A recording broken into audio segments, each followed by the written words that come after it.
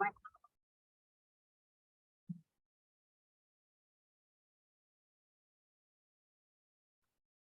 Assalamualaikum warahmatullahi wabarakatuh. Waalaikumsalam warahmatullahi wabarakatuh. Apa kabar teman-teman semuanya? Baik, Bu. Alhamdulillah. Hari ini kita berkenalan dengan Anda berkenalan dengan saya. Saya pertama kali hadir di semester 2 ini mengajar di mata kuliah kewirausahaan. Nah, teman-teman, selama lebih kurang 1 semester, kita akan membahas mengenai apa sih konsep dari ilmu kewirausahaan. Nah, selama 1 semester ini, saya akan mengajar bersama tim. Tim kita terdiri dari 3 orang, saya, terus dengan Ibu Fani dan Pak Saiful Syonaldi. Perkenalkan, saya Mega Putri Nolasari, saya dosen di kewirausahaan. Saya tidak hanya mengajar di semester 2, tapi juga ada di beberapa semester lainnya. Nah, kalau jika teman-teman ingin saya, nanti saya kirimkan nomor WA-nya sehingga kita bisa bikin grup kelas untuk kewirausahaan. Nah, di awal ini mungkin kita nggak akan langsung masuk ke materi banget ya teman-teman ya. Kita perkenalan dulu gimana, ya kan? Soalnya kan ada pepatah kalau tak kenal maka tak sayang maka tak cinta. Siapa tahu di antara kalian jadi cinta, ya kan? Oke, kita perkenalan dulu ya. Tadi saya sudah memperkenalkan diri saya. Sekarang teman-teman bisa memperkenalkan diri masing-masing. Silakan.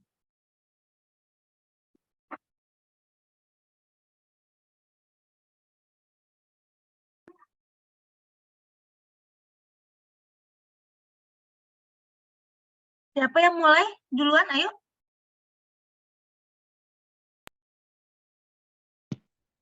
Halo semuanya, Assalamualaikum warahmatullahi wabarakatuh. Perkenalkan, saya Armiza Wulansari. Silakan dengan Armiza Wulansari. Silakan Armiza. Panggilan saya Miza, saya berasal dari Alahan Panjang. Terima kasih. Panjang. Oke. Selanjutnya silakan. Sari, Bu. Oke, Sari. Ya, Sari. Assalamualaikum warahmatullahi wabarakatuh. Perkenalkan nama saya Sari Putri, bisa dipanggil Sari. Saya berasal dari Cupa. Terima kasih. Cupa Solo. Iya, Bu. Oke, terima kasih Sari. Selanjutnya? Elmi, Bu. Ya, Elmi. Assalamualaikum warahmatullahi wabarakatuh. Waalaikumsalam. Waalaikumsalam warahmatullahi wabarakatuh. Pasaman Timur. Elmi dari mana? Pasaman Timur, Bu. Pasaman Timur, oke. Selanjutnya, terima kasih Elmi. Selanjutnya? Dinda, Bu. Oke, Dinda, silakan. Assalamualaikum warahmatullahi wabarakatuh. Waalaikumsalam warahmatullahi wabarakatuh. Perkenalkan, saya Dinda Kurnia Putri, berasal dari air dingin. Air dingin. Dinda, selanjutnya? Nadia, Bu. Oh iya, Nadia, silakan. Assalamualaikum warahmatullahi wabarakatuh. Perkenalkan, nama saya Nadia Ananda Salsabila, asalnya dari Alahan Panjang. Dari Alahan Panjang, oke. Selanjutnya, silakan. Ini, Bu. Oke, Yoni. Assalamualaikum warahmatullahi wabarakatuh. Waalaikumsalam. Waalaikumsalam warahmatullahi wabarakatuh. Perkenalkan, nama saya Yoni Antika, berasal dari Pasaman Timur. Terima kasih. Ya. Oke, terima kasih Yoni. Selanjutnya, siapa yang belum? Reci, Bu. Iya, Bu. Reci, silakan. Assalamualaikum warahmatullahi wabarakatuh. Baiklah, perkenalkan nama saya Reci Nur Azira, panggilan Reci, berasal dari Pasaman Timur. Oh, sama dengan Yoni ya, dari Pasaman Timur juga ya? Iya, Bu. Satu kampung ya? Iya, Bu. Iya, Bu. Oke, berikutnya. Oh iya. Oh ya, Dira, silakan. Assalamualaikum warahmatullahi wabarakatuh. Perkenalkan, nama saya Dira Safira, nama panggilan Dira, asal dari Kabupaten Damasraya. Damasraya. Nah, selanjutnya, ini yang laki-laki Ya, Bu. Rimriyadi. Iya, Bu. Ya, silakan. Assalamualaikum warahmatullahi wabarakatuh. Waalaikumsalam. Izin memperkenalkan diri Ibu dan kawan-kawan semua. Perkenalkan, nama saya Rimriyadi Sakoro Oinan. Saya berasal dari Mentawai, Bu. Terima kasih. Mentawai. Jauh Iya, lagi, Bu. Rim. Jauh banget Mentawai itu. Iya, Bu. Iya, Alhamdulillah, Bu. alhamdulillah ya.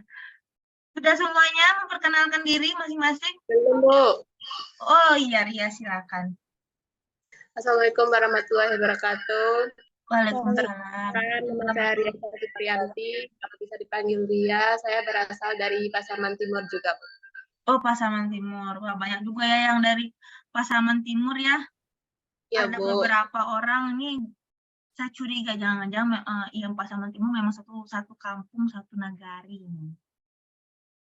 Oke, terima kasih sudah memperkenalkan dirinya masing-masing.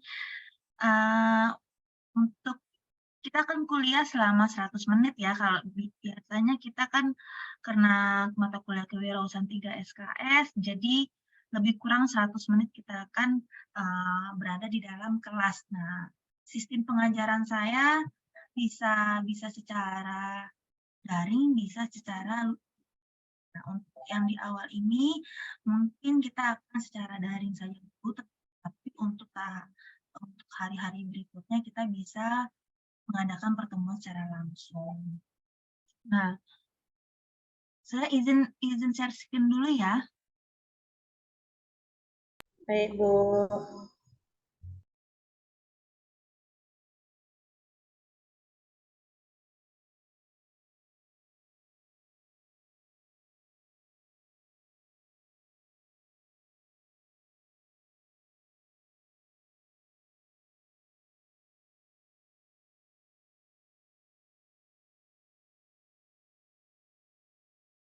Oke, sudah nampak materinya?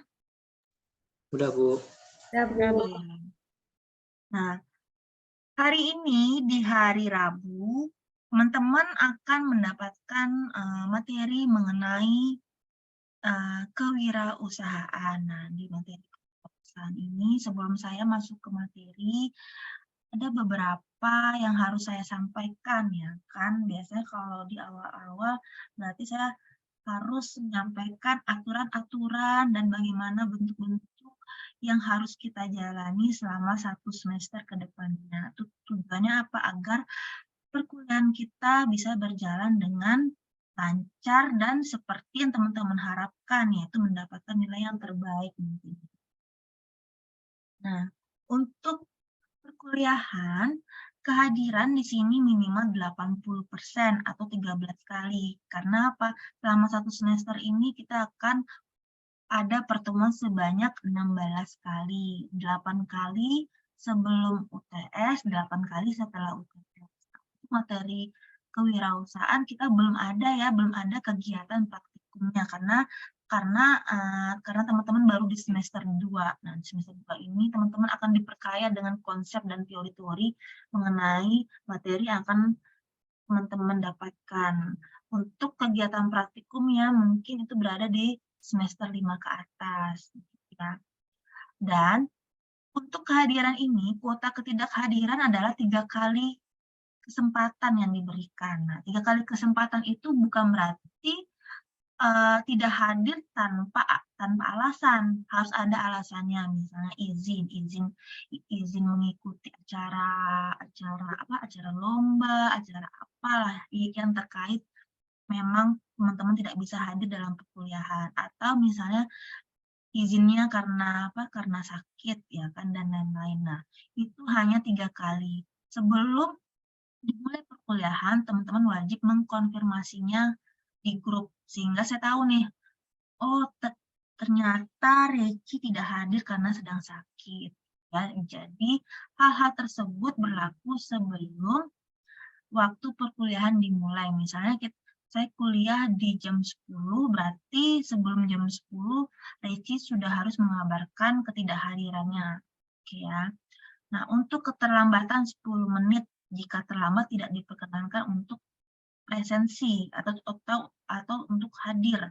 Nah, keterlambatan ini baik itu kuliah daring maupun luring tetap diberlakukan, yaitu 10 menit. Nah, jadi kalau teman-teman tidak hadir atau lebih dari 10 menit, ya mohon maaf saja untuk kesadaran dirinya untuk tidak masuk ke dalam room saya.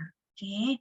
Nah, yang nomor 3, tidak diperkenankan memakai kaos oblong dan sandal. Oke, kalau kita secara daring ya kan, jadi diusahakan teman-teman menggunakan baju kemeja ya kan. Kalau untuk sandal kan saya kan tidak bisa melihat nih teman-teman entah pakai sandal kan, entah pakai sepatu, atau tidak pakai alas kaki gitu kan. Jadi kalau ini berlaku hanya untuk perkuliahan kita kalau secara luring ya. Jadi mohon maaf kalau kita tatap muka langsung, teman-teman pakai kaos oblong, sekiranya kalau saya suruh keluar, mohon maaf jika teman-teman akan tersinggung nantinya. Jadi seperti yang sudah saya sampaikan, kalau perkuliahan memang harus yang menggunakan pakaian yang formal. Yang keempat, tugas wajib mengumpulkan dengan tepat waktu. Nah, yang suka mundur-mundur, ya kan, itu akan mempengaruhi penilaian pastinya. Ya kan, misalnya yang tugasnya seharusnya dikumpulkan di hari ini, tapi teman-teman mengundurnya 2 hari, 3 hari, tugas tersebut bisa saya terima, namun nilainya pasti tidak seperti tugas yang tepat waktu. Nah, tugas ini juga biasanya ada yang bersifat individu, ada yang bersifat secara kelompok. Nanti untuk kelompok akan saya bagikan setelah perkuliahan selesai. Yang kelima, handphone tidak harus dalam keadaan silent selama perkuliahan. Nah, jadi kalau misalnya ada telepon, nah silakan izin keluar saja dulu daripada nanti mengganggu perkuliahan. Keenam, untuk presentasi penilaian. Nah, di dalam penilaian akhir nantinya ada 4 komponen yang saya libatkan, yaitu untuk kehadiran sebesar 25%, untuk tugas 20%, dan UTS 25, UAS 30. Oke, jadi diharapkan teman-teman ya, misalnya Bu, nilai UTS saya hancur, tapi kalau teman-teman hadir dalam perkuliahan rajin ya kan, rajin mengumpulkan tugas, insya Allah itu bisa mendukung nilai-nilai yang rendah tadi. Nah, untuk RPS, rencana pembelajaran selama 1 semester ini bisa teman-teman lihat di Smart Unitas. Nah, di situ nanti teman-teman bisa isi absen secara online, ya kan, secara online untuk kehadirannya. Nah, bisa isi absen, bisa lihat RPS-nya, bisa lihat materi-materi yang saya berikan. Lanjut, kalau misalnya kita UTS-nya secara daring, teman-teman bisa mengerjakan langsung di Smart Unitas. Oke, sampai di sini ada yang ingin ditanyakan mengenai kontrak perkuliahan materi kewirausahaan? Tidak, Bu. Tidak ada ya, sudah cukup jelas ya. Oke. Nah, sebelum kita lanjut ke materi, ya kan, saya akan menyampaikan dulu RPS-nya. Seperti apa sih kita belajar selama 1 semester ini, ya kan?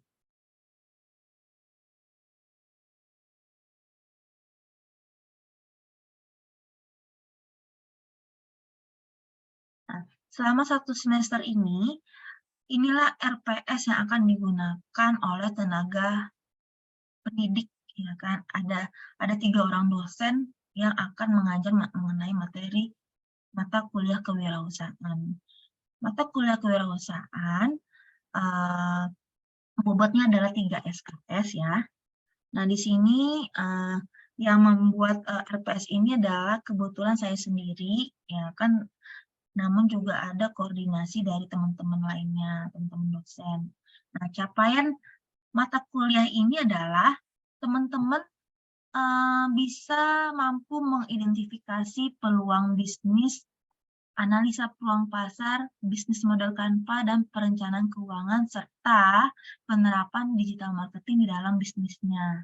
Nah, adapun CPL dari prodi atau capaian pembelajaran lulusan, maksudnya diharapkan lahirnya lulusan kewirausahaan, diharapkan dia bisa menunjukkan sikap bertanggung jawab atas pekerjaan di bidang keahliannya secara mandiri. Jadi kalau diharapkan nanti nih ada yang sudah kompre, ada yang sudah tamat, dia bisa mempunyai skill bertanggung jawab sesuai dengan bidang keahliannya, dan dia sifatnya mandiri, tidak tergantung dengan orang lain. Yang kedua, mampu menguasai konsep teoristis, metode, dan berbagai bidang wirausaha. Jadi di sini diharapkan lulusan dari kewirausahaan secara konsep dia matang dan bisa dia menganalisis kira-kira apa nih peluang pasar yang bisa dia tangkap setelah teman-teman tamat nantinya. Yang ketiga, mampu menerapkan pemikiran logis, kritis, sistematis, dan inovatif di dalam konteks pengembangan dan implementasi ilmu pengetahuan teknologi. Nah, jadi diharapkan teman-teman di sini tidak hanya berdiam gitu kan, mendengarkan materi dari saya saja, tetapi teman-teman juga aktif di kelas, berdiskusi, kritis, kalau ada ide-ide silakan dipaparkan saja di dalam kelas tersebut ya. Yang keempat, mampu menunjukkan kinerja mandiri, bermutu, dan produktif. 5. Mampu menerapkan menganalisis teori kewirausahaan dalam kehidupan nyata. Nah, dari CPL ini diharapkan memang kalau lulusan kewirausahaan adalah memang benar-benar menjadi lulusan yang siap untuk berwirausaha. Sekarang ini wirausaha tidak hanya menghasilkan barang saja ya, menghasilkan barang, tapi dalam bentuk jasa pun juga kita bisa berwirausaha. Atau kalau misalnya teman-teman punya skill di bidang IT kan bisa membuat aplikasi yang akan berguna bagi masyarakat tentunya, dan itu bisa dikomersialkan nantinya ya. Nah, itu adalah capaian dari harapan dari untuk lulusan dari kewirausahaan. Nah, yang kedua, capaian dari pembelajaran mata kuliah kewirausahaan itu mampu berpikir kritis, inovatif, sistemik, ilmiah, dan berwawasan luas serta memiliki etos kerja. Keduanya mampu memiliki semangat berwirausaha dan jiwa bisnis. Kesadaran akan penting untuk memulai dan mengembangkan bisnis serta mampu menciptakan pekerjaan dan menciptakan lapangan kerja. Kenapa sekarang susah ya mencari pekerjaan ya. Bayangkanlah yang buka cuma 2 ya kan, yang dibutuhkan cuma 2 tapi yang mendaftar bisa ratusan. Nah, teman-teman tuh susah tuh ya, daripada menunggu ijazahnya akhirnya expired. Kenapa? Rata-rata kalau perusahaan itu dia yang dicari adalah kalau nggak fresh graduate, yang kedua adalah yang berpengalaman. Nah, yang berpengalaman berarti dia sudah mempunyai pengalaman di bidang yang dibutuhkan oleh si perusahaan. Tapi kalau yang fresh graduate rata-rata maksimal 2 tahun. Kalau lebih dari 2 tahun, teman-teman nggak dapat pekerjaan, lalu ditanya sama perusahaan, selama 2 tahun ini ngapain aja, Bu? Gitu kan. Nggak ada, Pak, saya cuma melamar, tapi ditolak terus. Nah, hal-hal tersebut akan jadi penilaian buruk bagi perusahaan yang akan menerima kita. Selama 2 tahun aja dia ditolak ya kan, berarti kan kompetensi ini anak kan tidak bagus ya kan. Nah itu ya, jadi diharapkan manfaatkan waktu setelah teman-teman nanti tamat ya kan, ijazahnya kalau pengen jadi kerja ijazahnya jangan dibawa tidur ya kan, harus ada aktivitas. Atau misalnya sambil nunggu pekerjaan, misalnya teman-teman bisa buka bisnis, ya kan? Harus bergerak, ya. Jangan terlena, udahlah nunggu aja lah, nunggu dipanggil. Jangan buang-buang waktu tuh.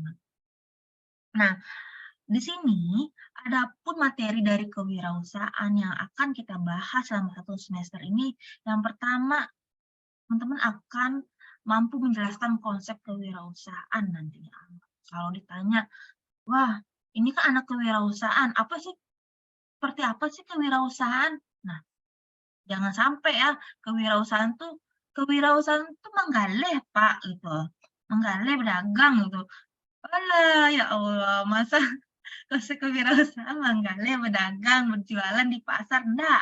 Nah, kita harus mampu menjelaskan seperti ini loh, Pak. Konsep dari kewirausahaan. Kewirausahaan itu dia tidak hanya berjualan, tapi dia juga menciptakan, memberikan, ada inovatif, ada kreatif. Nah, pandai-pandai nanti teman-teman dalam menjelaskannya. Yang kedua, mampu mengidentifikasi peluang bisnis. Menganalisis peluang pasar nih, kira-kira nih, saya sudah selesai dari lulusan S1 kewirausahaan. Kira-kira saya mau buka bisnis apa ya? Kita lihat nih, peluang pasarnya bagaimana. Lanjut, mampu merancang bisnis model kanvas. Nah, untuk bisnis model kanvas lanjutan nanti akan lebih diperdalam lagi di semester tinggi biasanya. Biasanya tuh di semester 5 ke atas. Teman-teman akan digali lagi mengenai bagaimana sih merancang bisnis model kanvas yang bagus, gitu kan. Nah, yang berikutnya, mampu menganalisis perencanaan keuangan usaha. Di sini mungkin saya tidak akan memberikan seperti ilmu akuntansi banget ya, karena di semester 1 teman-teman kan sudah ada dapat pelajaran mengenai dasar-dasar akuntansi kan. Nah, itu untuk di materi kewirausahaan mungkin perencanaan keuangan yang cocok atau yang simpel bagi usaha pemula bagaimana gitu kan, untuk menganalisisnya. Berikutnya, kita mampu menerapkan digital marketing dalam sebuah bisnis. Nah, apalagi kita mau masuk zaman apa? Zaman 5.0 ya. Seorang pengusaha, tapi dia kalau gaptek bagaimana? Pasti bisnisnya akan tenggelam ya kan? Omsetnya pasti akan sedikit. Nah itu ya, dia tidak bisa memperluas pangsa pasarnya, ya kan? Yang seharusnya misalnya saya punya toko kue, tapi saya tidak bisa menggunakan teknologi digital untuk kegiatan pemasaran. Pastinya yang beli barang saya adalah orang-orang sekitar saya aja, ya kan? Padahal dengan menerapkan digital marketing sekarang, kita bisa memperluas pasar kita. Orang-orang yang berada di radius lebih dari 10 km bisa mengetahui kalau kita ada bisnis kue enak, kalau sudah enak, murah pula lagi kan. Nah, itu. Jadi dengan digital marketing ini bisa memperluas omset kita, bisa memperluas pangsa pasar kita. Berikutnya yang terakhir adalah mengevaluasi kelayakan bisnis. Nah, teman-teman di sini nanti akan diajarkan bagaimana sih kita menilai kelayakan bisnis kita. Karena kan di awal kan akan diajarkan untuk mengidentifikasi peluang bisnis, peluang pasar, merancang bisnis model kanvas, sampai di digital marketing. Jadi nanti teman-teman harus bikin rancangan sederhana mengenai bisnis yang akan teman-teman lakukan nantinya. Nah, dari ke-6, 1, 2, 3, dari 7 materi ini, jangan takut, teman-teman akan mengerjakannya secara berkelompok, bukan sendiri-sendiri dulu ya. Karena kita masih di semester rendah, yaitu semester 2, kita belajar dulu berkoordinasi dengan timnya. Ya. Nah, ada poin terpenting untuk penilaian mata kewirausahaan, yaitu yang pertama penyelesaian proyek. Nah, proyek ini nanti teman-teman disuruh membuat sebuah rancangan bisnis, ya kan? Nah, penyelesaian proyeknya. Yang kedua, keaktifan di kelas. Harus aktif ya. Aktif di kelas itu bukan berarti teman-teman joget-joget, ya kan? Teriak, apa-apa ya. Maksudnya adalah aktif dalam pembelajaran, gitu kan? Nah, tugas membuat ringkasan. Ringkasan ini ada kemungkinan itu adalah tugas tiap pertemuan. Jadi tujuannya apa? Agar teman-teman paham atas materi hari ini. Misalnya saya hari ini ngasih materi mengenai konsep kewirausahaan. Lalu saya tugaskan untuk tugas pribadinya membuat tugas ringkasan. Agar apa? Agar nempel itu di dalam pikiran kita, dalam benak kita, apa sih kewirausahaan, ya kan? Nah, tugas membuat ringkasan ini saya tidak mengizinkan dengan apa? Dengan Word, tidak ya, harus tulis tangan. Kenapa? Kalau kita tulis tangan, insya Allah itu akan nempel, kita akan ingat, gitu kan. Berbeda kalau kita ngetik di laptop atau komputer, teman-teman pasti bisa copy paste aja itu, hilang, lupa. Kan? Selanjutnya, ada UTS dan ujian akhir semester. Nah, itu ya. Nah, ini RPS ini, teman-teman, nah, nanti di pertemuan terakhir ada uji kelayakan bisnis. Oke. Nah, untuk referensi buku, teman-teman bisa menggunakan pustaka yang ada di sini, ada ke-7 pustaka utama, atau pustaka pendukungnya juga boleh, atau buku-buku kewirausahaan lainnya, karena kewirausahaan ini kan sudah banyak sekali orang menciptakan, melahirkan buku kewirausahaan. Buku kewirausahaan apapun boleh teman-teman baca, cuman referensi saya menggunakan dari ke-9 pustaka ini ya. Nah, itu teman-teman bisa mendapatkan buku pustaka ini di perpustakaan, atau kalau mau e-booknya silakan dicari di Google. Nah, itu ya. Selama 1 semester ini akan ada tugas kelompok yang teman-teman akan presentasikan dalam bentuk PowerPoint. Nanti di situ teman-teman akan berdiskusi kira-kira materi yang teman-teman paparkan. Ini ya. Nah, itu adalah mengenai RPS. RPS ini silakan teman-teman lihat nanti di Smart Unitas. Kira-kira, wah, hari ini pertemuan ketiga nih. Pertemuan ketiga berarti kita akan membahas mengenai identifikasi peluang misalnya. Jadi teman-teman bisa mempelajari dulu di rumah hal-hal yang terkait peluang bisnis. Nanti kalau kira-kira ada pertanyaan yang buat disampaikan ke saya, bisa disampaikan pas atau di saat kita mulai perkuliahan. Sampai di sini ada yang ingin ditanyakan terlebih dahulu? Ada ya, sudah paham ya. Perkuliahan dengan saya orangnya tegas, cuman juga tegas tapi santai lah ya. Jadi jangan terlalu kaku, jangan terlalu tegang ya kan. Santai aja. Kalau mau bertanya silakan. Yang penting pertanyaannya yang sopan. Oke. Ada yang chat ya. Siapa yang? Oh, Miza. Oke. Nah, untuk absensi hari ini silakan nanti cek di Smart ya. Sudah saya masukkan absensi perkuliahan. Nah, sebelumnya saya ingin bertanya nih, teman-teman, apa sih alasannya masuk prodi kewirausahaan? Karena kita di prodi kewirausahaan nih. Apa yang teman-teman harapkan dari setelah tamat prodi kewirausahaan? Boleh ya, saya mendengar dua orang mengenai argumennya. Bu, saya pilih prodi kewirausahaan karena saya ingin bla bla bla bla. Ya kan?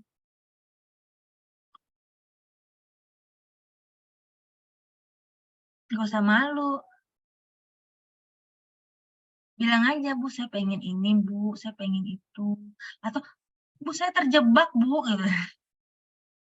Terjebak, Bu, ya kan?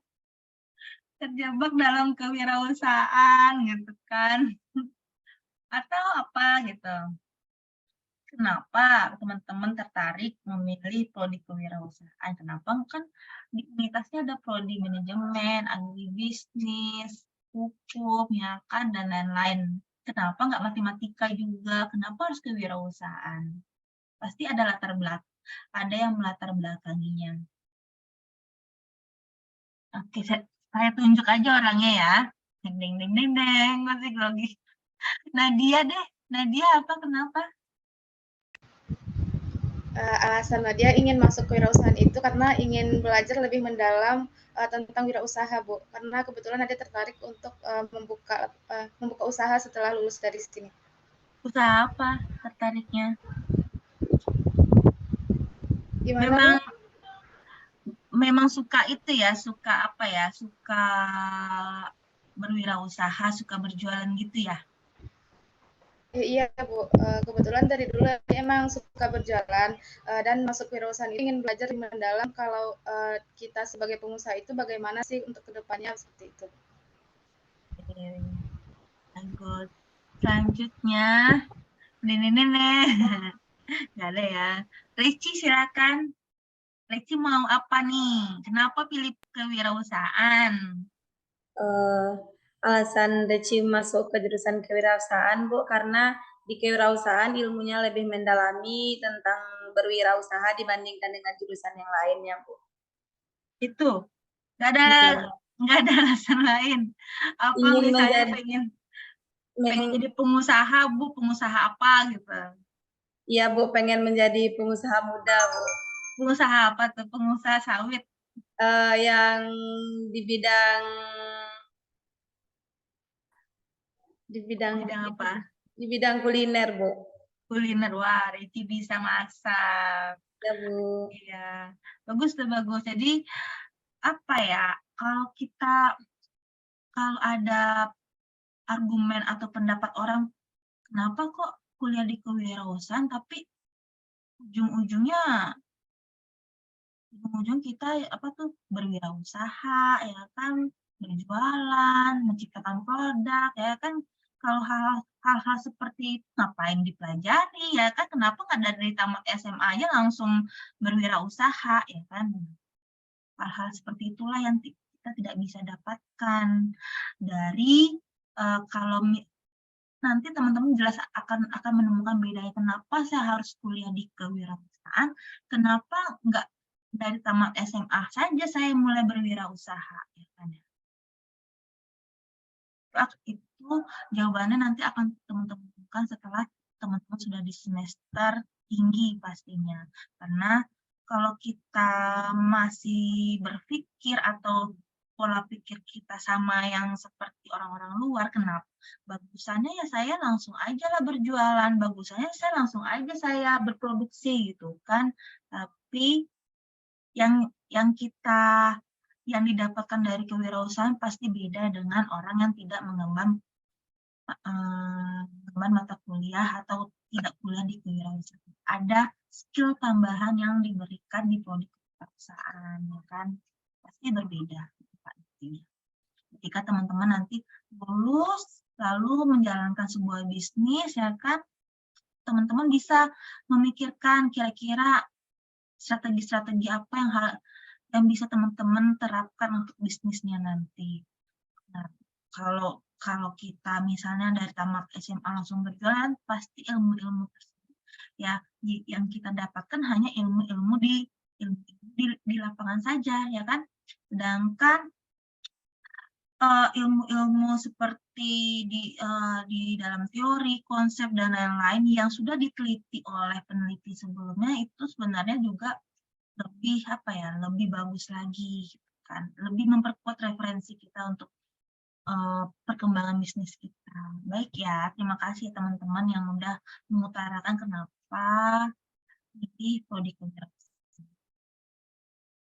Nah, selanjutnya sebelum kita masuk materi, saya ingin menyajikan sebuah video, ya kan? Jadi sehingga teman-teman sedikit santai. Boleh nih, kalau yang mau ngambil minum boleh, sambil ngemil-ngemil snack boleh. Kecuali kalau nanti kita di dalam kelas. Kalau di dalam kelas dilarang minum, dilarang makan ya. Kecuali Kalau beli makanannya banyak, minumannya banyak, nah kita bagi-bagi nggak apa-apa. Kalau makan sendiri kan tak enak. Kalau lewat online silakan sambil makan, sambil minum boleh. Baik, Bu.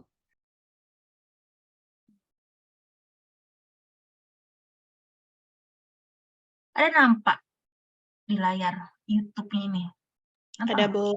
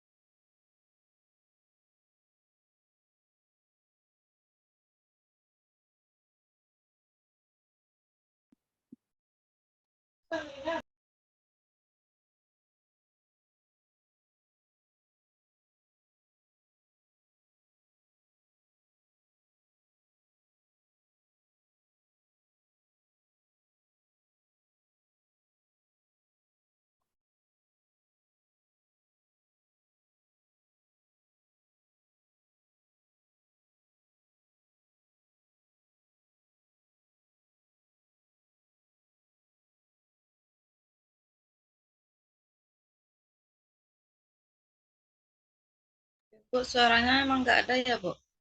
Hah? Suaranya emang nggak ada ya, Bu? Ada kok suaranya tuh sebentar. Saya pause dulu ya. Iya, Bu. Memang suaranya memang nggak itu ya, memang nggak muncul. Bu, nggak kedengaran suaranya, Bu. Kenapa tidak terdengar suaranya? Tunggu sebentar.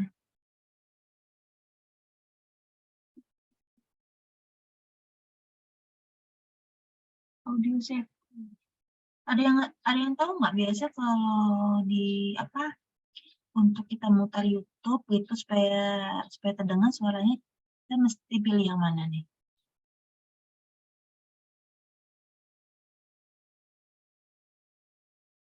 Ada ya.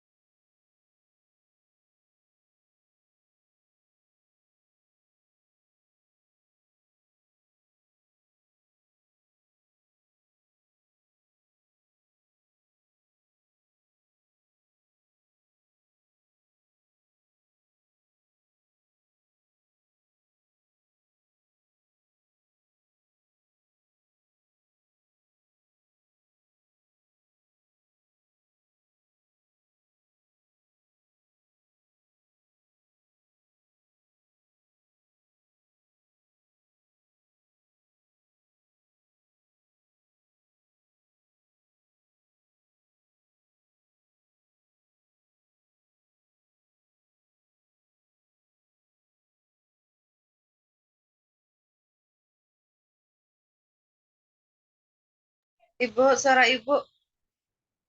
Oke, saya putar ulang lagi ya. Iya, Bu.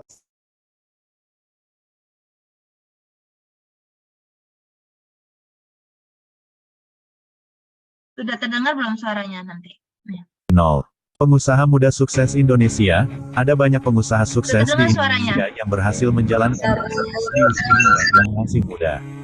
Kerja keras, pantang menyerah, keuletan, serta tekad yang kuat menjadi beberapa faktor yang membuat para pengusaha muda ini mencapai kesuksesan. Para pengusaha muda ini bergelut di berbagai bidang usaha yang beragam, dari bisnis kuliner hingga membangun sebuah startup digital. Untuk bisa mencapai ke titik sukses seperti sekarang, para pengusaha muda di Indonesia ini memiliki latar belakang dan cita-cita yang berbeda-beda. Berikut 9 pengusaha muda sukses di Indonesia yang bisa jadi inspirasi kita semua. 1. James Prananto, Kopi Kenangan. James Prananto beserta dua rekannya Cynthia Hairunisa dan Edward Tirtanata merupakan wirausahawan sukses asal Indonesia yang sukses membuat usaha kopi susu kekinian bernama Kopi Kenangan. James, Cynthia, dan Edward pertama kali membuka usaha Kopi Kenangan pada tahun 2017 di Menara Standard Charter, Jakarta Selatan. Memiliki cita rasa kopi susu yang nikmat dan menyegarkan, nama Kopi Kenangan mulai dikenal dan digemari para pecinta kopi. Hingga saat ini, Kopi Kenangan sudah memiliki kurang lebih 83 gerai kopi yang tersebar di 8 kota di Indonesia. Belum lama ini, Kopi Kenangan bahkan mendapat suntikan dari beberapa investor startup besar. Salah satunya datang dari Arrive, sebuah platform pencarian dana yang dikelola oleh perusahaan milik JZ, Rock Nation. 2. Ali Muharram, makaroni ngehe. Bagi warga Jakarta yang doyan ngemil, tentu sudah tidak asing dengan merek jajanan gurih dan nagih yang satu ini. Adapun sosok di balik kesuksesan makaroni ngehe adalah Ali Muharram.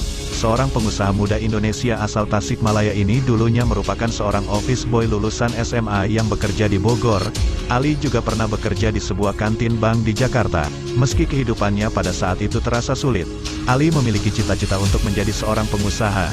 Dengan modal 20 juta rupiah yang ia pinjam dari temannya, tokoh entrepreneur muda Indonesia ini membuka usaha makaroni pedas dengan menggunakan gerobak di daerah Jakarta Barat. Selama 8 bulan menabung dari usahanya tersebut, Ali berhasil mengembangkan usahanya.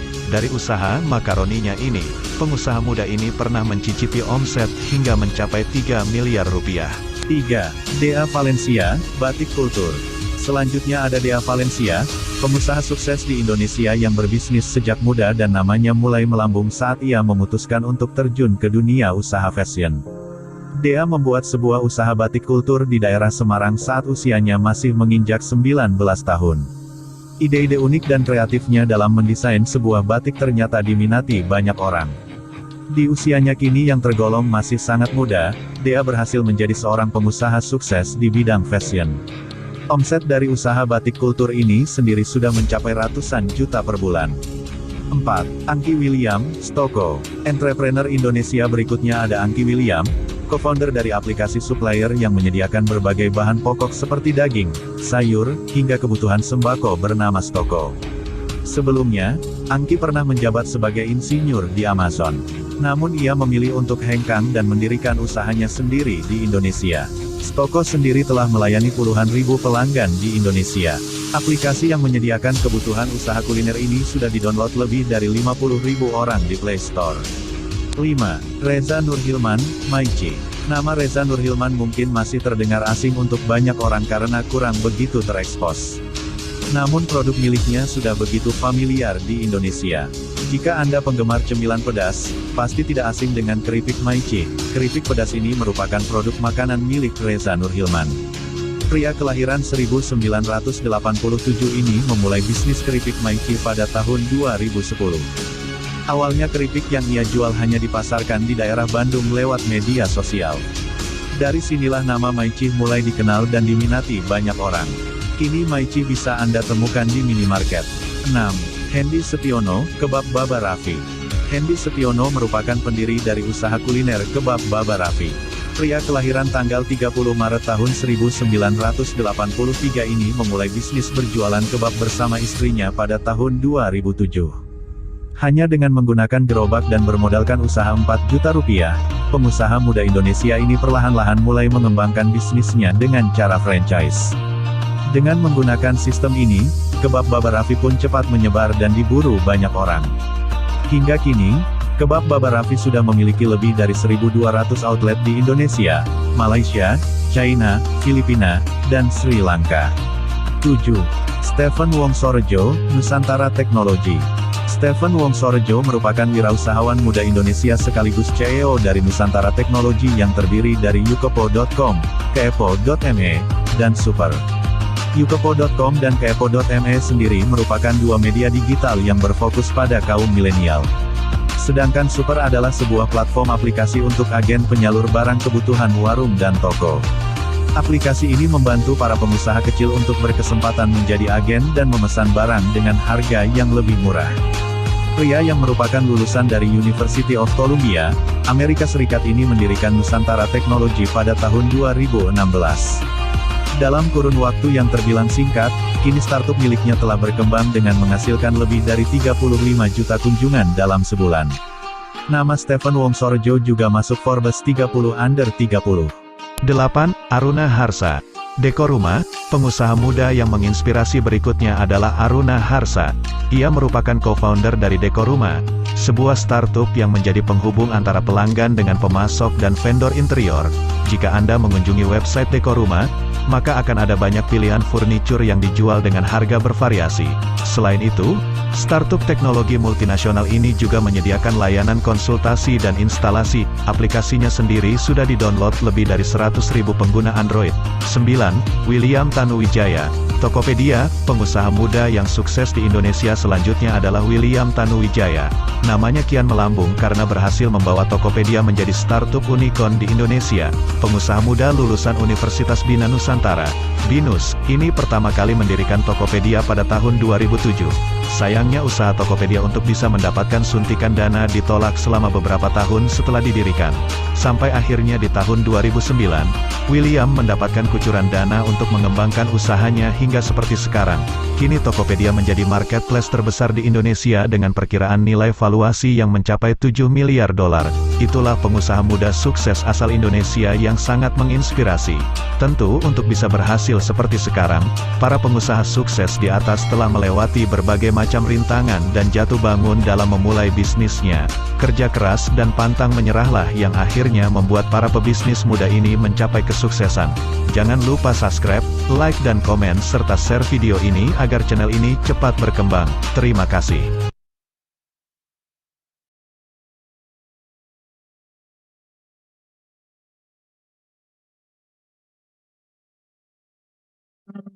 Baik. Sudah menyaksikan videonya? Sudah, Bu. Gimana? Dapat inspirasi nggak dari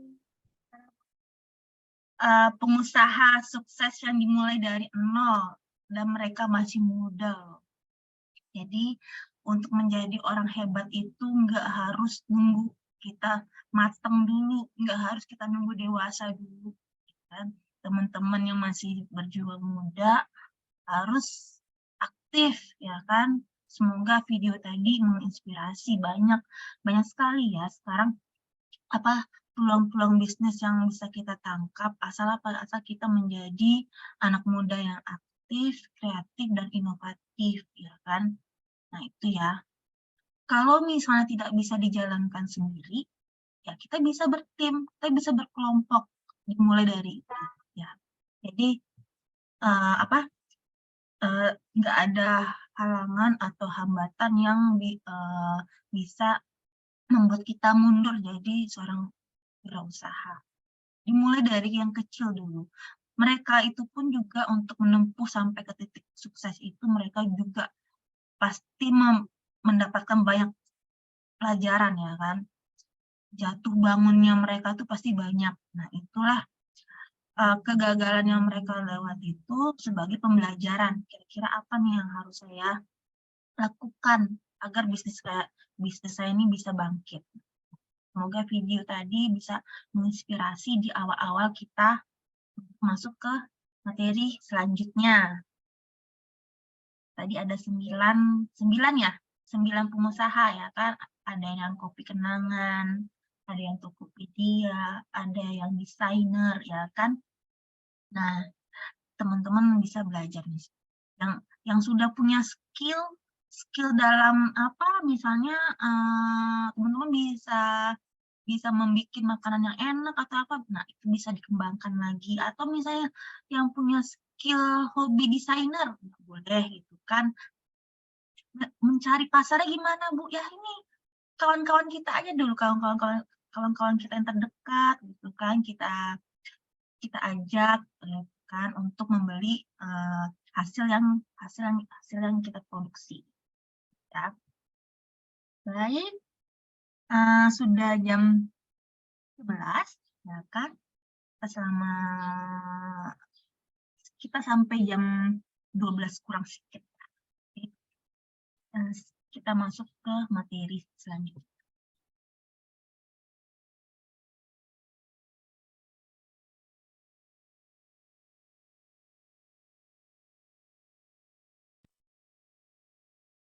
Nah, ada nampak PowerPoint-nya?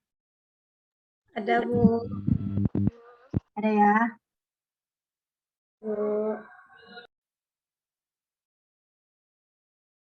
Oke.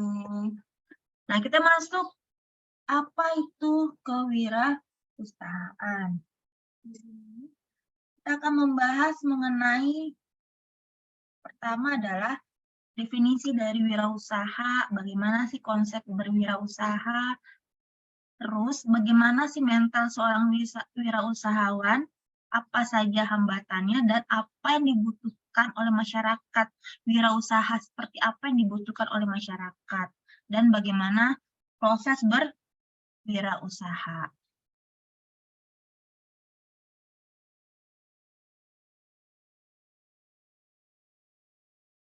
Nah, masyarakat Indonesia merupakan insan yang gigih dalam memenuhi kebutuhan dan keinginan. Untuk itu banyak sumber daya manusia yang bekerja dan berusaha dari segi apapun dan dimanapun dengan variasi profesi yang dilatar belakangi pendidikan yang beragam pula.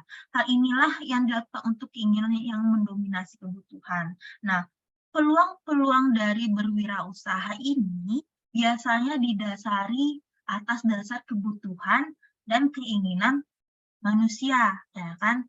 Teman-teman nih, kan pasti dari ke 10 orang ya, 9 sekarang, mana lagi yang lain? Terlempar sepertinya. Nah, dari teman-teman di sini, kira-kira apa sih, pasti kebutuhan dan keinginannya berbeda-beda kan ya? Ada yang kebutuhan kita yang pokoknya adalah makanan, sandang, pangan, papan, ya kan? Nah, dari kebutuhan sandang saja sudah berbeda-beda. Ada yang suka makan nasi sama ayam, ada yang nggak suka ayam, ya kan? Ada yang sukanya makan apa lagi? Ada yang suka makanannya itu ke barat-baratan, ya itu. Ada yang memang kalau makan itu adalah makan nasi gitu kan, kalau makan roti, makan bubur itu tidak kenyang. Nah, itu ya. Jadi kebutuhan orang itu pasti berbeda. Dan keinginan teman-teman pasti pengen apa?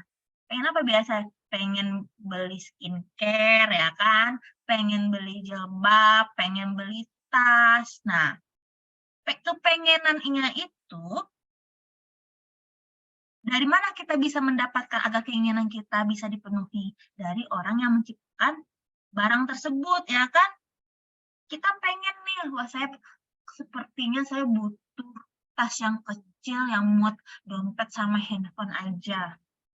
Ya kan? Tiba-tiba ada orang yang menciptakan atau ada orang yang kreatif gitu, inovatif, menciptakan memang tas yang kecil yang hanya untuk muat HP sama dompet saja. Terfikirkan nggak sama kita? Dulu mungkin tas-tas kita bisa besar ya kan? Nah, atau misalnya seperti sekarang nih teman-teman dengan gadget, ya kan? Dulu orang handphone hanya apa? Hanya bisa nelpon, hanya bisa SMS, ya kan? Cuman keinginan kita apa? Nggak cukup hanya sampai di SMS dan telepon saja, keinginan untuk menahan rasa rindu, ya kan? Saya pengen lihat langsung nih mukanya, pengen ngomong langsung, jadi babang yang jauh di sana bisa kelihatan lagi ngapain, ya kan? Bener nggak nih mereka nih lagi bekerja, jangan-jangan lagi nongki lagi. Nah, karena keinginan dan impian tadi itu orang pencipta teknologi, ya kan, lahirlah smartphone, ya kan. Nah, keinginan akan foto-foto dulu kamera hanya apa? Kamera biasa lalu dicuci di studio foto, ya kan? Pakai apa? Pakai klise gitu. Pakai klise dicuci di studio foto. Namun itu kan sekali apa? Dulu zamannya saya satu roll film itu hanya isi 36 foto, bayangkan lah. Dan satu roll itu harganya lumayan belinya.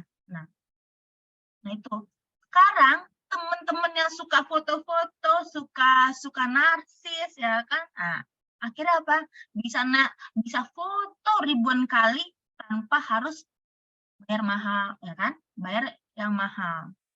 Bisa foto bareng sama teman-teman. Dulu kalau zaman saya, kalau foto bareng sama teman-teman, kalau nggak di studio foto atau enggak, saya mesti datang ke fotobox. Nah, fotobox itu waktu di zaman saya itu sekitar 30.000 kalau nggak salah. Itu pun cuma 3 kali jepret atau 4 kali jepret aja. Nah, sekarang teman-teman bisa foto berulang kali, ratusan sama teman-teman sendiri. Nah, ada keinginan, ya kan, keinginan kita pengen bisa foto, pengen bisa berinteraksi langsung walaupun jauh. Nah, keinginan-keinginan itulah yang bisa ditemukan peluangnya oleh orang yang kreatif tadi. Lanjut ya.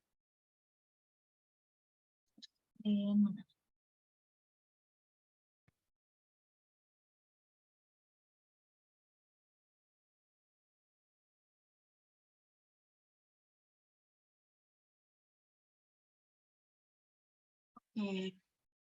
Ada yang tahu nggak apa definisi wirausaha? Wirausaha, wira itu dari bahasa kayak seperti bahasa Jawa, Sanskerta gitu ya. Wira itu adalah pejuang, seorang pejuang gagah berani. Kalau usaha pasti sebuah pekerjaan atau perbuatan untuk menghasilkan sesuatu. Jadi kita bisa mendefinisikan kalau wirausaha itu adalah pejuang atau pahlawan yang berbuat sesuatu. Apapun yang dilakukan, misalnya dia menghasilkan roti, berarti dia adalah seorang wirausaha. Kenapa dia bisa menciptakan atau menghasilkan sebuah roti? Kewirausahaan itu sendiri atau entrepreneurship berasal dari bahasa Prancis, itu entreprendre, artinya memulainya atau melaksanakannya. Nah, jadi yang namanya kewirausahaan itu dimulai dari awal mulai sampai akhir. Sangat kompleks ya, memulainya atau melaksanakannya. Nah, menurut Peter Hisrich, wirausaha itu adalah sebuah proses penciptaan sesuatu yang berbeda untuk menghasilkan nilai dengan mencurahkan waktu, usaha, bukti dengan penggunaan uang, fisik, risiko, sehingga bisa menghasilkan balas jasa yang berupa uang, serta kepuasan dan kebebasan pribadi. Nah, itu Peter Hisrich. Dia bilang kalau kita seorang wirausaha itu memang banyak yang kita korbankan, tenaga, pikiran, uang, ya kan? Cuma kita bisa mendapatkan, menghasilkan ya balas jasanya tadi berupa penghasilan. Lalu seorang wirausaha itu pasti dia lebih bebas, ya kan? Kenapa? Dia tidak perlu bekerja di bawah tekanan, karena dia yang mengatur bagaimana pelaksanaan pekerjaan dari usahanya. Nah, wirausaha itu adalah peluang, ide, organisasi, dan ada inovasi hal-hal baru. Nah, kalau teman-teman nih, kalau bisa menemukan atau menciptakan peluang-peluang, kira-kira apa nih yang dibutuhkan sekarang gitu kan? Apa nih yang dibutuhkan sekarang nih? Teman-teman lihat ya kan, contoh nyata yang bisa kita rasakan sekarang itu adanya aplikasi Gojek, ya kan? Dulunya lahirnya peluang itu karena apa? Karena ada masalah, ya kan? Ya kan? Masalah dulu itu di tahun Gojek itu lahir tahun berapa? Ada yang tahu nggak? Lahir aplikasi Gojek. Ya, Nadia silakan. Tahun berapa, Nadia? Nadia? Kalau nggak salah 2014-an, Bu. Ya, 2014-an di Jakarta dulu ya, yang pertama kali, ya kan? Pertama kali diaplikasikan di objeknya adalah Jakarta. Nah, itu. Jadi permasalahan transportasi di Jakarta itu sangat rumit banget kan ya, karena penduduknya yang padat, di mana orang-orang sudah banyak membutuhkan transportasi yang aman ya kan. Transportasi di Jakarta itu terbatas dan juga rasa keamanannya kurang ya kan. Yuk, keinginan masyarakat sekarang tuh mereka bisa sampai ke tempat tujuan tapi dengan rasa yang aman gitu kan. Kalau dulu zamannya saya naik bis kota di Jakarta itu kan saya takut sama copet, saya takut sama jambret, takut banget karena copet di sana tuh lihai-lihai gitu kan. Tapi dengan adanya transportasi dari Gojek ini sangat memudahkan saya untuk pergi kemanapun dengan rasa aman. Karena apa, di Gojek ini semua pengendaranya sudah terdaftar, sudah terseleksi dengan baik. Nah itu ya, karena adanya peluang kira-kira nih masyarakat Jakarta ini kalau saya ciptakan ini, insya Allah pasti akan ada yang menggunakan. Nggak taunya apa, sekarang Gojek sampai sekarang salah satu perusahaan aplikasi transportasi ya kan yang sangat besar omsetnya. Kalau nggak salah dia sudah di apa ya? Sudah di tahap mana dia? Unicorn atau Dekakon? Kalian tahu nggak? Itu dia? Oke. Nah itu ya. Jadi kita menciptakan itu bukan berarti kalau kita menciptakan suatu usaha itu jangan lihat saya bisa bikin ini, saya bisa bikin itu gitu kan. Tapi kalau yang belinya atau yang menggunakannya tidak ada ya percuma gitu kan. Ya kan? Jadi skill yang kita punya tuh kalau kita lihat dulu siapa yang akan menggunakannya, siapa yang akan memakainya, baru kita bisa menciptakan, ya kan, menciptakan produk atau suatu barang yang kira-kira bisa digunakan oleh konsumen. Nah, itu ya, itu yang dikatakan kalau yang menangkap peluang pasar. Lagi, kira-kira nih, yang di zaman era sekarang, karena ada masalah, maka kita bisa menciptakan peluangnya tersebut. Seperti apa? Nah, banyak ya.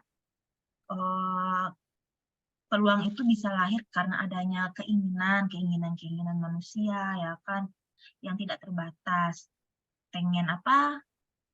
Pengen bisa berfoto dengan tanpa pakai make up, tapi kelihatan cantik di kamera, lahirlah teknologi filter ya kan, digunakan sampai sekian juta orang yang menggunakan filter tersebut. Nah, jadi kalau kita berwirausaha itu tidak harus, Bu, saya harus bikin kue ya Bu ya, saya harus punya toko ya Bu, saya harus bikin apa gitu, enggak. Kira-kira apa skill kita, di mana passion kita. Misalnya Rim ini dia misalnya ahli dalam game ya kan, ciptakan game sendiri. Kira-kira game apa nih? Kan kebanyakan kalau game itu adalah sekarang pangsa pasarnya anak-anak kan ya, anak-anak. Kira-kira game yang bermanfaat untuk anak-anak, namun bisa mengikuti perkembangan zaman, kira-kira seperti apa. Nah itu ya, tidak harus, Bu, saya harus punya toko kah? Saya harus punya ini kah? Tidak. Apalagi kalau misalnya teman-teman ingin punya butik misalnya kan, berjualan sekarang tidak harus punya butik ya kan, di rumah saja bisa berjualan. Asal apa? Skill pemasarannya lagi. Bagaimana teman-teman bisa menggunakan teknologi digital, lalu mampu mempengaruhi konsumen ya kan, agar tertarik membeli produk kita.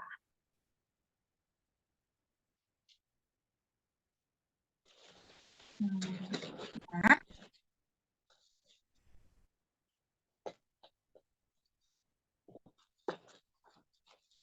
termasuk ke konsep kewirausahaan. Nah, ada yang tahu nggak apa itu cash flow kuadran ini. Sebelumnya teman-teman sudah pernah belajar nggak waktu di SMA gitu mengenai cash flow kuadran yang diutarakan oleh Robert T. Kiyosaki mengenai konsep kewirausahaan. Ada yang tahu? Ayo, silakan. Mengenai ini, cash flow kuadran ini.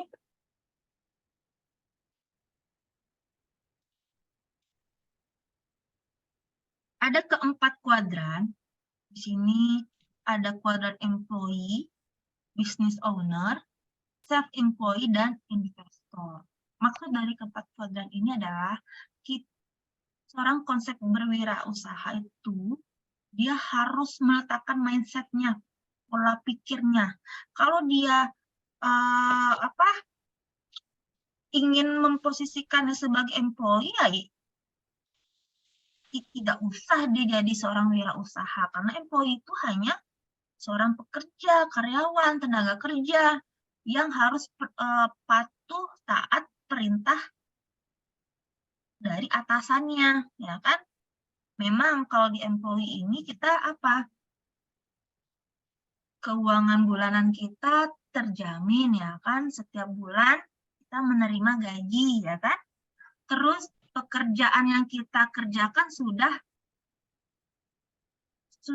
tahu, ya kan? Oh, saya mengerjakan, misalnya saya di bagian administrasi, ya tiap harinya saya mengurus bagian administrasi saja, sampai tua saya akan bagian administrasi saja, ya kan? Bagian tata usaha gitu kan. Nah, itu di employee. Nah, orang employee ini biasanya dia bisa dikategorikan main aman saja, ya kan, karena dia tidak perlu susah mencari tambahan penghasilan, karena tiap bulan pasti dia bisa mendapatkan penghasilan dari pekerjaan yang dilakukan. Namun kelemahan dari employee ini adalah suatu saat kita bisa dimutasi, ya kan, bisa diberhentikan, bisa di PHK. Nah, risiko-risikonya tadi, kalau jika misalnya teman-teman nih di usia 40,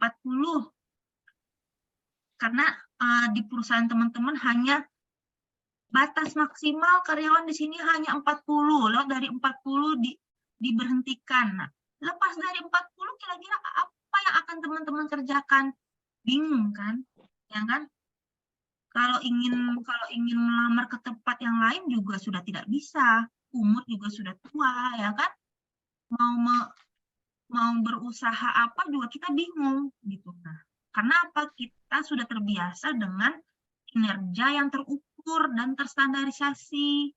Kita ibaratnya kita sudah nyaman dengan pekerjaan kita sebelumnya. Nah, itu resikonya ya seperti itu. Ada kemungkinan dimutasi, diberhentikan, atau perusahaannya bangkrut dan lain-lain. Nah, yang kedua, kuadran S, self-employed. Nah, kuadran S ini adalah dia seorang yang bekerja untuk dirinya sendiri. Nah, seperti contohnya adalah dokter, notaris, ya kan, dia kan punya skill nih. Dokter biasa skillnya apa? Mengobati orang yang sakit. Notaris ini dia punya skill mengurus mengurus urusan tanah orang-orang, ya kan, untuk mengurus akte tanah, akte rumah, kan ada skillnya pasti. Nah, kelebihan dari dokter notaris ini ya memang dia dibayar sesuai dengan keahliannya. Ada nggak orang yang bayar dokter di zaman sekarang yang hanya 10.000, 5.000? Ada nggak? Nggak ada kan? Teman-teman misalnya pergi berobat nih, demam. Ya kan? Demam, pergi ke dokter spesialis, sekarang berapa bayarnya? 100.000 kan? 100.000 sudah dapat obat belum? Belum kan? Nah, itu. Jadi keahliannya itu yang dibayarkan dokter mahal. Apalagi kalau misalnya sudah udah berbau dokter spesialis ya, pasti bayarannya juga mahal. Nah, begitu pula dengan notaris. Mana ada zaman sekarang notaris bayarannya 100.000, 200.000, 300.000, tidak ada ya kan? Bayar misalnya, Bu, saya mau ngurus akte rumah saya, akte tanah saya. Berapa bayarnya, Bu?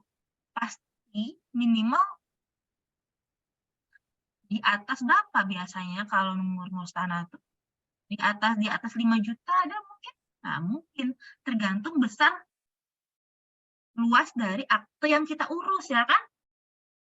Nah, itu. Jadi skillnya itu yang membuat kita harus membayar mereka dengan harga yang sesuai dengan kemampuan mereka. Makanya kalau orang yang punya skill dokter, apalagi kalau dokternya sudah spesialis kandungan kan ya, spesialis kandungan yang favorit gitu, pasti ramai orang yang berobat sana. Dalam sehari bisa 50 pasien kali 500.000, berapa dia dapatkan? Hitung aja sendiri. Bisa-bisa jutaan di dalam sehari. Hanya untuk apa? Hanya untuk USG, ngecek-ngecek bayinya. Bayar 500.000, ya kan? Nah, itu dari kelebihan dari orang yang mempunyai keahlian self-employed. Kelemahannya pasti ada. Jika dokter ini sakit, ya kan, dia tidak punya penghasilan. Mana ada sih dokter kalau sudah sakit terkapar, misalnya kena stroke atau apa, masih bekerja nggak dia? Nah, tidak. Pastinya dia penghasilannya akan berkurang dan tabungannya akan berkurang. Nah, itu kenapa dia bekerja untuk dirinya sendiri, ya kan? Jarang kan kalau dokter yang membuka spesialis karyawannya agak-agak atau di dalam tempat spesialis itu ada bertim atau banyak. Pastinya dokter itu hanya satu orang, ya kan? Lalu ada bagian administrasinya kan? Tidak akan mungkin akan ada banyak seperti itu kecuali kalau kita bekerja di rumah sakit ya. Beda lagi. Biasanya kalau dokter yang buka praktek di rumah, ya dia dokter dan bagian administrasinya saja. Nah, tahapan selanjutnya yaitu cash flow quadrant selanjutnya adalah business owner. Nah, business owner ini adalah seorang pengusaha atau bisnismen. Dia mampu apa? Mempekerjakan orang untuk bekerja sama kita. Cuman ya itu, kita harus mengorbankan kemampuan kita, tenaga kita, modal, waktu, manajemen. Dan itu sifatnya unlimited, ya kan? Nggak ada batasan pekerjaan untuk seorang pengusaha itu. Oh, saya jadi pengusaha. Kerja saya cuma dari jam 8 pagi sampai jam 5 sore. Lepas itu saya tidak peduli, tidak. Orang pengusaha pasti dia akan bekerja setiap hari 24 jam. Bagaimana dia memikirkan agar usahanya bisa berlanjut, usahanya bisa berkembang, gaji karyawannya bisa terbayarkan, dia bisa mendapatkan keuntungan. Nah, itu ya. Jadi memang kita dituntut lebih, ya kan? Tapi yang kita bangun kan usaha kita sendiri kan, bukannya usaha orang lain kan. Kelebihannya lagi, bisa mengatur berapa penghasilan kita, ya kan? Kita bisa mengatur waktu kita lebih fleksibel, ya kan? Kalau kita misalnya sebagai bos gitu kan, kalau kitanya mau pergi sebentar, nggak akan ada yang mampu memarahi kita, ya kan? Misalnya kita mau libur agak 3 hari dalam seminggu, tidak akan ada yang marah, tidak akan ada yang memberhentikan kita. Nah, cuman di situ dituntut kita bagaimana memikirkan nih strategi-strategi untuk usaha kita ini bisa bertahan, ya. Kelebihannya itu kita bisa mengatur waktu, mengatur penghasilan. Cuman kelemahannya yaitu seluruh kemampuan kita itu sifatnya tidak terbatas. Oke. Tahapan selanjutnya di investor atau koda selanjutnya investor. Untuk sampai tahap investor ini, teman-teman harus jadi business owner dulu, harus jadi businessman dulu. Karena apa? Di investor ini, money works for you. Uang yang bekerja untuk Anda. Karena misalnya saya nih, Bu, kalau saya turunan orang kaya gimana? Ya nggak apa-apa. Kalau memang sudah banyak uang dari orang tuanya, lalu misalnya pengen buka franchise kopi kenangan, boleh, silakan gitu. Silakan investasikan uang Anda gitu kan. Nah itu. Jadi kerjanya pasif, cuman modalnya besar ya. Uang kita yang bekerja, kita ya cukup menunggu saja. Karena apa? Biasanya kalau franchise itu sudah ada manajemennya, manajemen dari franchise itu yang mengatur. Kita hanya terima apa? Yaitu uang masuk setiap bulannya, keuntungannya. Kita tidak perlu memikirkan bagaimana bentuk promosinya, bagaimana bentuk penjualannya, itu sudah diatur oleh manajemen. Dari keempat kuadran ini, teman-teman bisa milih, saya akan berada di mana nantinya. Mau di E, mau di B, mau di S, atau mau di I. Karena tadi saya sudah utarakan kelebihan dan kekurangannya. Mendingnya ini ya di investor ya, biar kita kerjanya santai tapi uang terima terus tiap bulan kan. Nah itu. Cuman kalau untuk yang misalnya dia bukan keturunan orang kaya atau apa, ya memang awalnya harus dimulai dari sebagai bisnismen dulu, sehingga dia bisa berada di titik investor. Ya.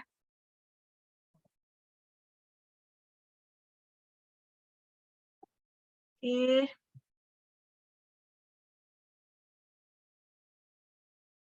Nah, menurut Z.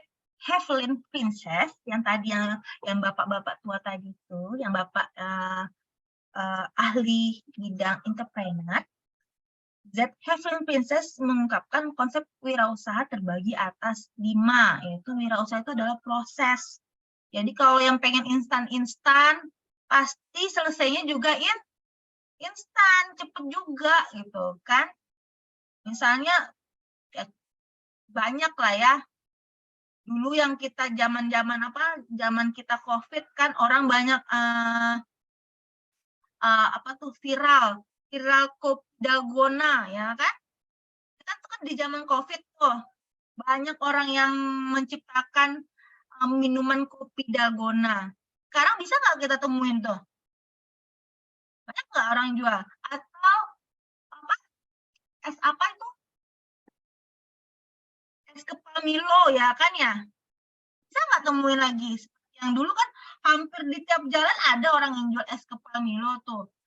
Kalau sekarang coba, di mana lah orang jual es kepal Milo ya? Pasti teman-teman susah mencarinya.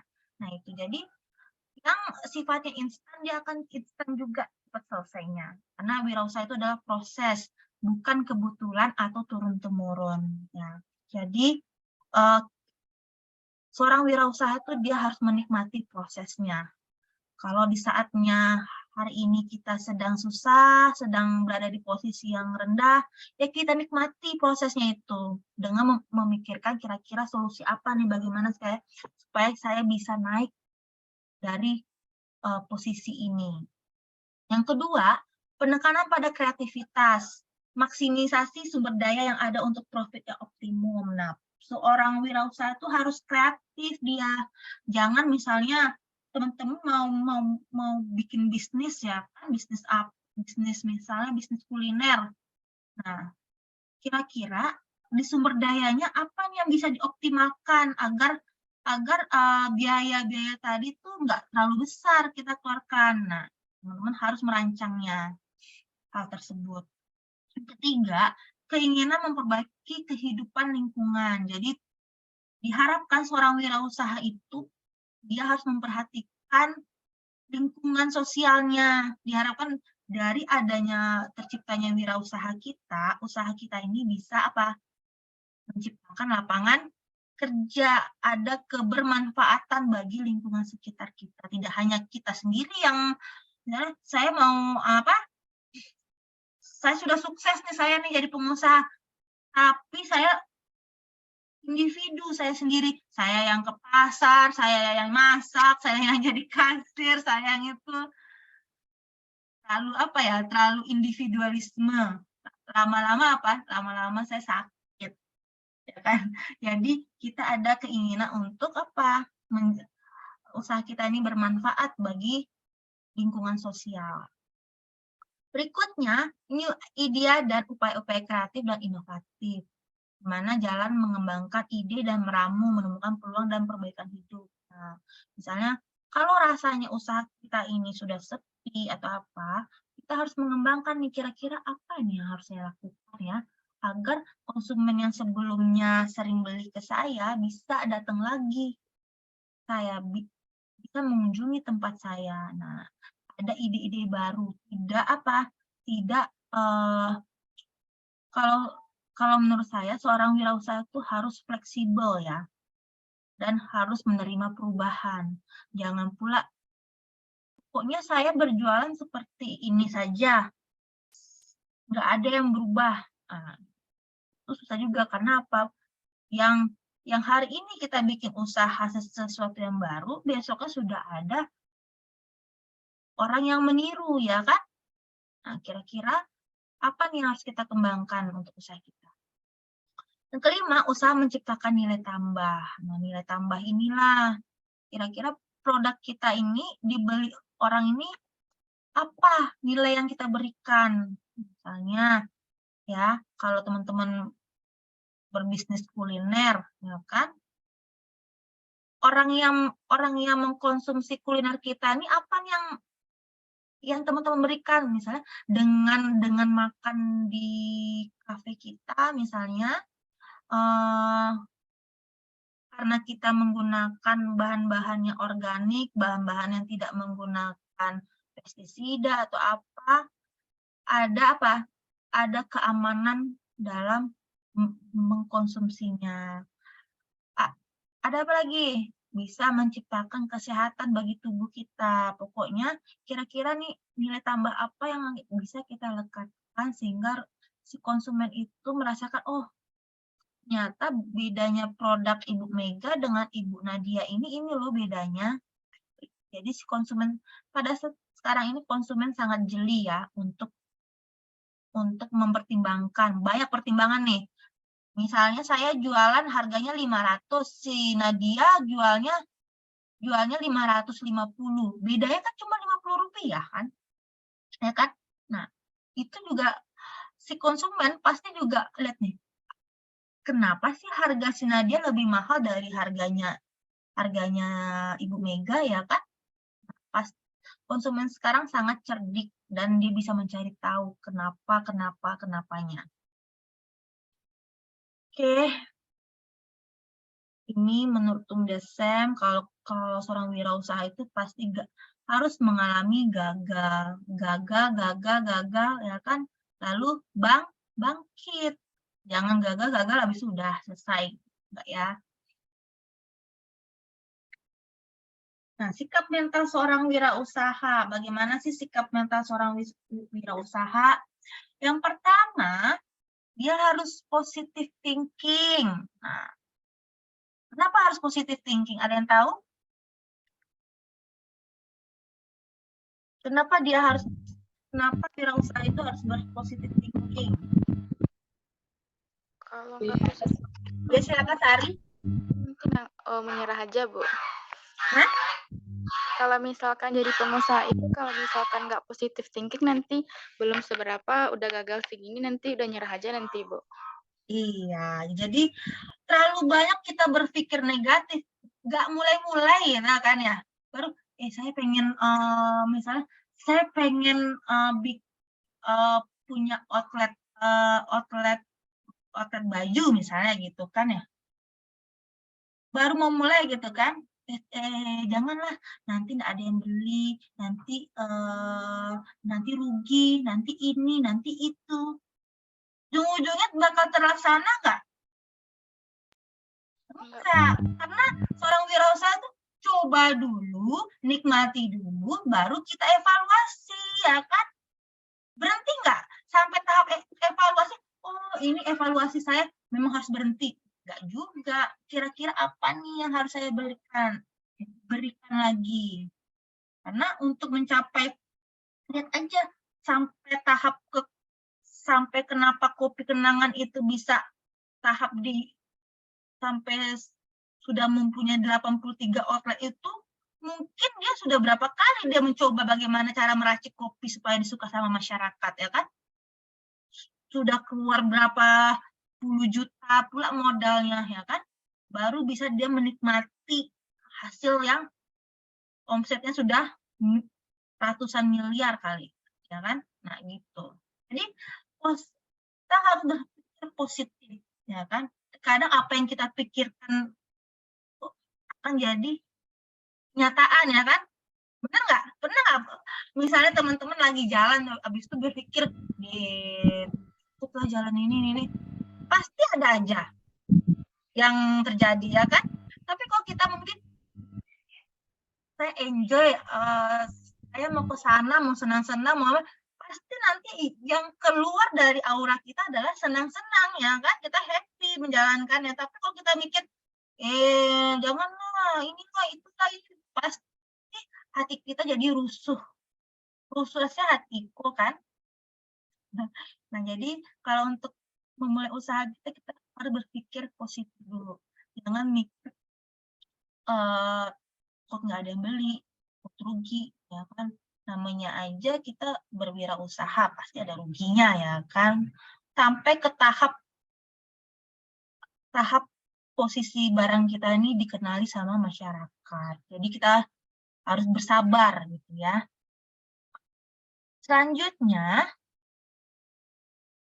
ada apa lagi nih? Peka terhadap informasi, kritik, saran, cacian, tekanan, dan kesulitannya. Nah, nih, maksudnya apa nih? Kita harus peka nih. Seperti apa nih pekanya? Ada yang tahu? Peka terhadap segala informasi, baik itu kritik, saran, cacian.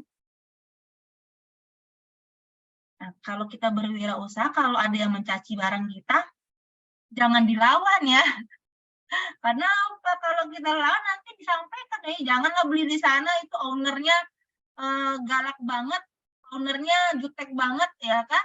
Nggak akan ada orang yang mau datang gara-gara si konsumen tadi, gitu kan? Apapun kritikan, apapun cacian, kita harus terima, sabar, tapi kita tetap harus memberikan senyuman, gitu, memberikan layanan, gitu kan? Ya, jangan pula misalnya kita dimarah-marahi, ini kok kurang ini nih, banyak kali mah apa tuh protesnya gitu, makan sel lah. Jangan seperti itu. Jadi kita harus apa? Kritikan dan saran itu adalah sebagai bahan evaluasi kita. Kira-kira benar nggak? Kan orang mengkritik itu kan berarti ada yang kurang di produk kita, kan? Ya kan? Kira-kira ini apa nih yang harus saya berikan agar si konsumen tadi itu nggak merasa kalau produk kita tuh ada yang kurang lagi ke depannya, gitu. Ya, jangan dibalas dengan marah pula, jangan dibalas dengan dendam atau jutek pula, tapi jadikan itu pembelajaran kita. Kita harus tetap menjaga hubungan baik dengan konsumen. Nah, berikutnya kita ke tahap apa lagi nih? Tahap berorientasi ke depan. Nah, kita harus berpikir orientasi ke depan. Ya kan? Kira-kira usaha kita ini, kita harus punya mimpi, ya kan? Kita tidur aja pasti kita ada mimpi, ya kan? Apalagi kalau kita tidak tidur, ya kan? Boleh dong kita punya mimpi, ya nggak? Saya pengen lah melihat nih jualan saya, alhamdulillah alhamdulillah lah keuntungannya lumayan banyak gitu kan. Suatu saat atau di tahun depan saya pengen punya cabangnya lagi lah di daerah lain, atau pengen memperluas lagi lah tokonya. Jadi kita harus punya mimpi. Tujuan bermimpi itu apa? Agar kita lebih semangat lagi, ya kan? Kalau kita punya mimpi, kita pengen ada yang ingin dicapai, kita jadi semangat nggak? Nih teman-teman nih, yang sedang kuliah nih, mimpinya adalah saya tamat paling lama 4 tahun, ya kan? Pasti teman-teman punya usaha bagaimana supaya sampai di semester 8 saja saya buka semester. Sesudah itu saya tidak buka semester lagi. Pasti ada usaha yang teman-teman lakukan, ya kan? Atau teman-teman, saya sebanter-banternya sampai semester 9 lah, habis itu sudah selesai gitu kan. Pasti ada usaha kita kan, ada kerja keras kita yang kita berikan. Jadi kita harus bermimpi, jangan sampai nggak punya mimpi ya kan, punya impian. Nanti sesudah S1 ini saya mau punya usaha, lalu saya nanti berumah tangga nanti anaknya sekolah di sini. Nah, kadang impian itu adalah doa yang dikabulkan nanti sama Allah, ya kan? Kata Allah, kamu aja nggak pernah mimpi. Biasanya kalau kita mimpi, kita minta nggak sama Allah? Ya Allah, semoga saya tamat 4 tahun ya Allah, gitu kan? Berarti impian kan? Nah itu impian yang bagus, doa yang tulus pasti diijabah, gitu ya. Jadi kita harus punya impian. Nah begitu pula dengan berwirausaha. Kita harus punya mimpi nih, bagaimana usaha kita ini bisa berkembang, bisa berjalan terus, gitu kan? Bisa menghadapi rintangan-rintangan tersebut. Oke, berikutnya.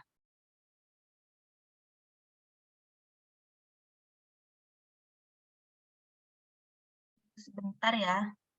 Ini ada suara yang mengganggu di rumah saya. Ada terdengar nggak suara musik tetangga? Tunggu sebentar ya.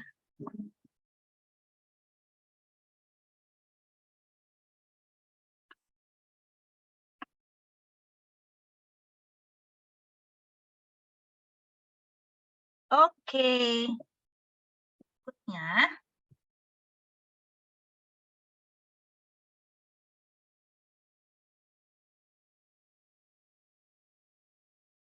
Nah, berikutnya adalah kita harus punya komitmen yang kuat, harus strong. Komitmen kita, keyakinan kita tuh harus kuat, dan kita memiliki integritas prinsip yang tinggi. Nah, itu ya. Yang di dalam hati dan pikiran kita tuh harus kuat dulu. Kira-kira usaha ini harus berhasil, usaha ini harus mendapatkan keuntungan, usaha ini harus dikenal oleh masyarakat. Kita harus komitmen dengan diri kita dan usaha kita. Ada perjanjian yang kita tanamkan dalam pikiran dan hati kita. Insya Allah, kalau beberapa hal yang tadi saya utarakan itu, insya Allah teman-teman bisa menjadi entrepreneur yang profesional. Nah, kalau kita bisa menjadi entrepreneur yang profesional, insya Allah juga hasilnya akan sukses. Nah, sampai di sini ada yang ingin ditanyakan dulu mengenai apa? Konsep dari kewirausahaan.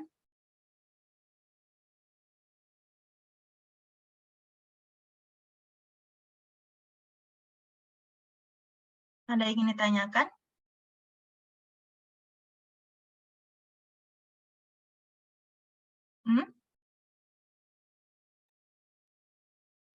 Misalnya, oke. Kalau secara teori mungkin tidak mau bertanya, secara misalnya teman-teman ada yang mau cerita di luar dari teori-teori boleh. Tapi yang masih berkaitan dengan wirausaha, kira-kira ada yang ingin ditanyakan? Nadia izin bertanya, Bu. Iya, boleh Nadia.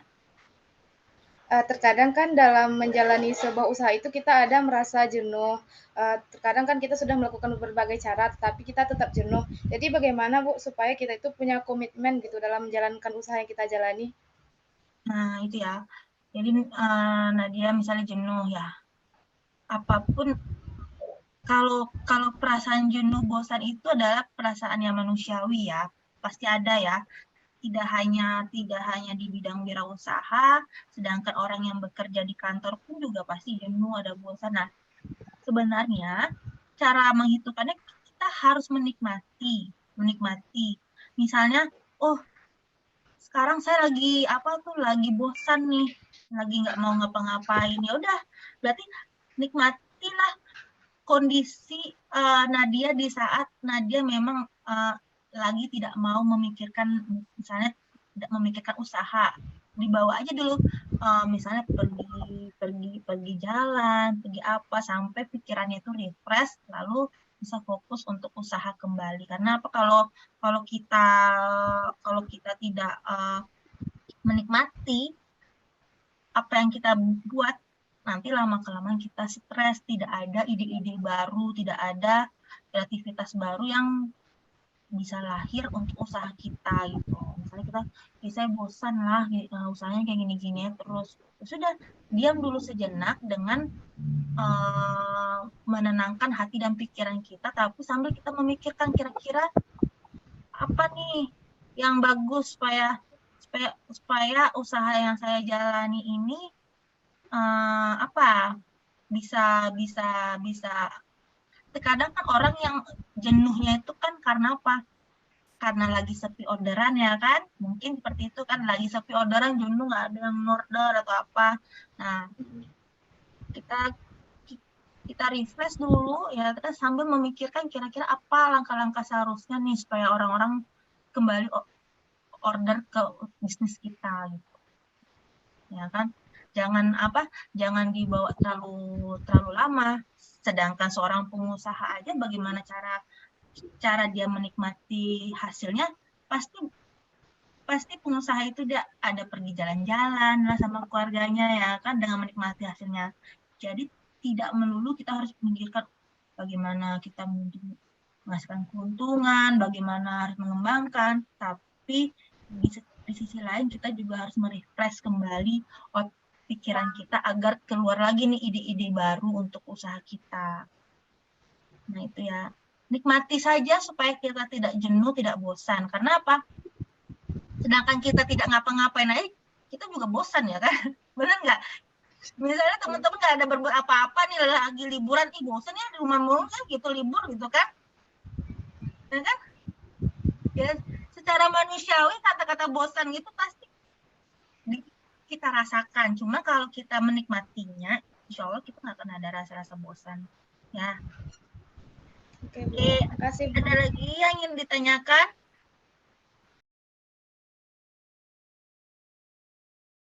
Mengenai apa? Wirausaha?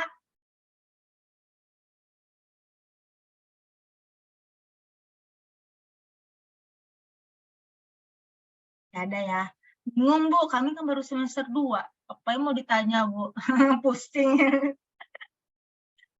Masih panjang perjalanan kami Bu. Ya. Cuman kan nggak harus sambil teman-teman berwirausaha, walaupun di semester 2 kan juga sambil bisa kan. Misalnya kalau saya tangkap nih ya, kalau zaman-zaman saya kuliah dulu, ada teman-teman, teman saya 1 orang atau 2 orang, dia menjadi jasa bagi teman-temannya yang malas-malas untuk memfotokopi buku gitu kan. Nah, jadi dia ngambil uang jasanya dari situ. Sini saya fotokopikan bukunya, di fotokopi kan.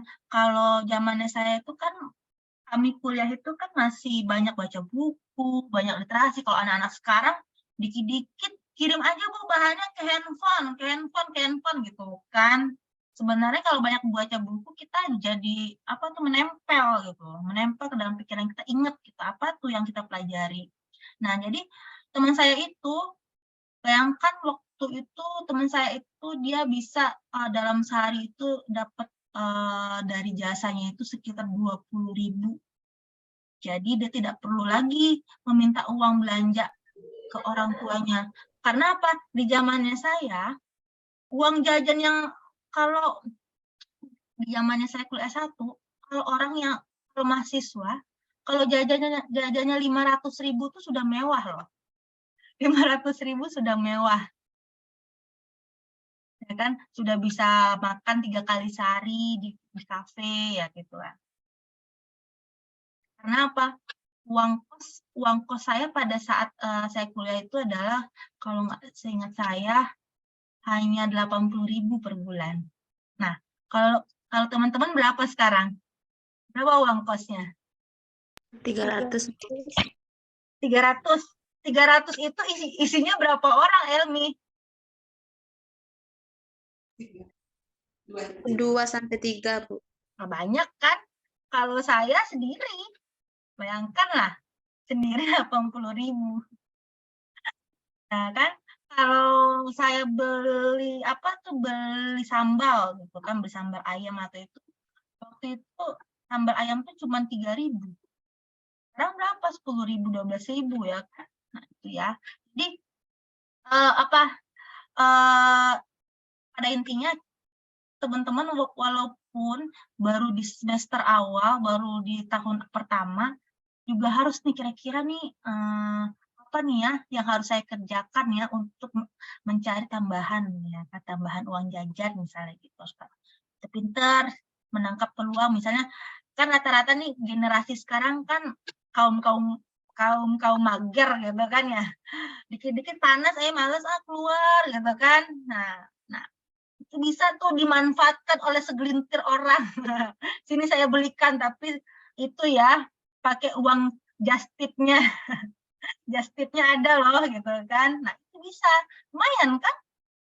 Kita misalnya ada sekitar 5 orderan aja, kita ambil dari orderan itu sekitar 3.000 sampai 5.000, sudah berapa kita dapat jajan dari mereka ya kan. Nah itu ya. Jadi harus kreatif, inovatif. Jadi jangan udahlah nggak usah malu ya. Seorang wirausaha itu harus tahan malu. Boleh malu. Kalau malu ya nggak akan bisa jadi wirausaha. Masa kita misalnya mau menjualan kue, itu diam sih. Awak malu Bu, itu kan. Nggak akan ada orang yang tahu kalau teman-teman jualan. Teman-teman hanya tahu, oh si Elmi cuma bawa kue doang gitu. Padahal kuenya ini untuk dijual gitu kan. Nah itu, jadi nggak boleh malu ya kan. Rasa malunya harus dikesampingkan, harus berani dan harus sabar pada intinya. Sabar ya. Kenapa? Ya mungkin hari ini kita memang rezeki kita lagi sepi, tapi rezeki yang besok-besok siapa tahu Allah menitipkan yang besar ya kan. Jadi jangan jangan berpikir negatif terhadap hari ke depan, karena kita nggak tahu nih apa yang Allah rencanakan. Oke, begitu saja perkuliahan hari ini. Sebelumnya, saya ingin mengadakan sebuah kuis. Nah, nanti saya kirim linknya di chat. Saya ingin mengukur nih, kira-kira teman-teman paham nggak mengenai konsep kewirausahaan. Di sini nggak ada benar atau salahnya, saya hanya mengukur sudah seberapa pahamkah mengenai kewirausahaan. Nanti kalau Bu nilai saya rendah ya tidak apa-apa, berarti itu PR buat saya, supaya saya ke depannya bisa meningkatkan pengetahuan teman-teman. Saya kirim linknya ya di chat Zoom ini.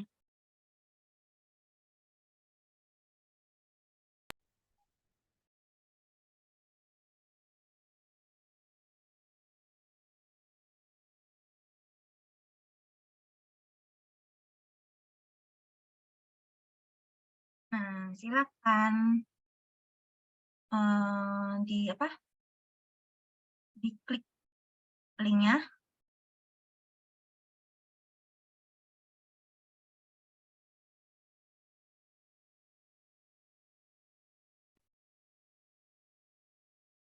modal 20 juta rupiah yang ia pinjam dari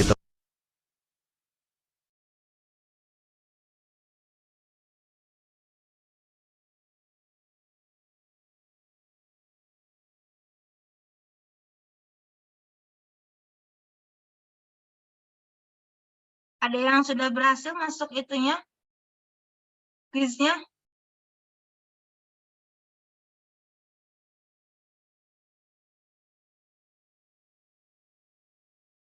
Tunggu sebentar ya.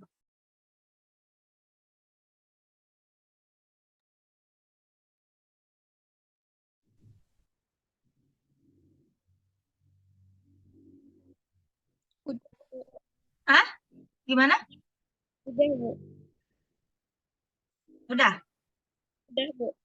Terus? Tunggu, saya buka dulu.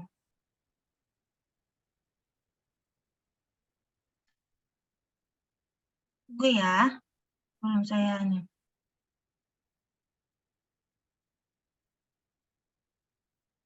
Nah, ini saya tunggu loh. Ini link yang terbarunya. Saya ulangi lagi ya. Ini dulu ya.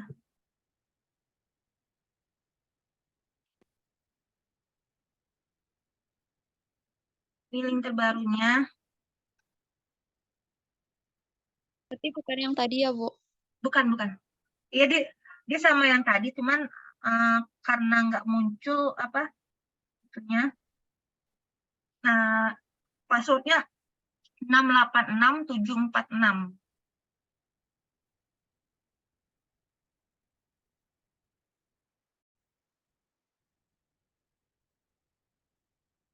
Kalau sudah masuk nanti akan muncul orangnya di sini.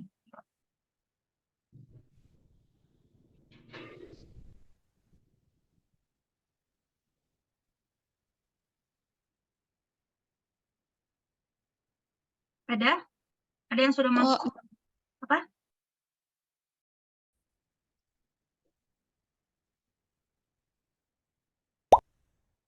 Udah, Bu. Baru 3 orang.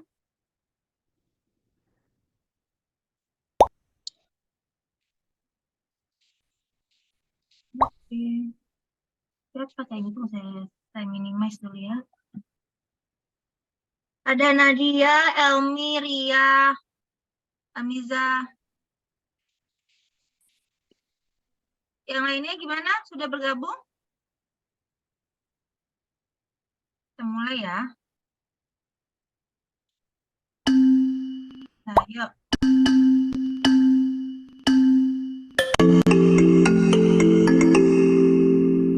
Kita jawab. Kira-kira siapa? Alhamdulillah, yang positif 1. Nadia?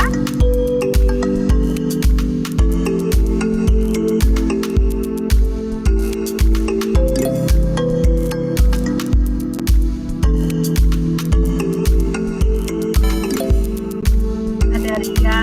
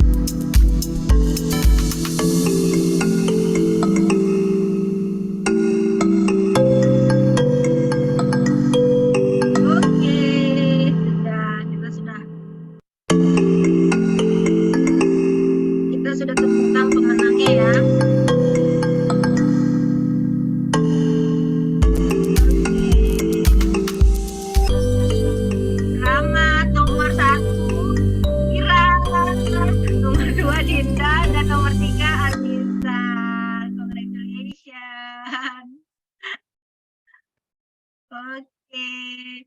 Wah. Nomor 1 tadi siapa, Dira? 2? Pindah, Bu. Nah, 3 Miza. Oke, selamat. Ini cuma game aja ya. Soalnya game-nya nggak ada hadiahnya. Jadi kalau hadiahnya, tapi apa? Next time boleh lah ya kita bikin game yang ada hadiahnya. Jadi mau memacu teman-teman supaya cepet gitu kan. Kalian susah nggak? Enggak kan? Enggak, Bu. Enggak ya. Oke, itu aja untuk hari ini. Kuis hari terakhir. Kuis untuk hari ini, tugasnya sudah saya share di Smart, apa yang teman-teman akan kerjakan untuk di minggu kedua, ya kan? Untuk upload tugasnya nanti, teman-teman bisa juga upload di Smart juga. Oke, sekian untuk hari ini, perkuliahan hari ini. Terima kasih atas kehadiran teman-teman. Sampai jumpa di pertemuan kedua. Insya Allah di pertemuan kedua itu kita akan kuliah secara langsung. Jangan lupa isi absen di Smart. Saya akhiri. Terima kasih. Assalamualaikum warahmatullahi wabarakatuh. Waalaikumsalam warahmatullahi wabarakatuh. Oke, terima kasih. Iya, Bu.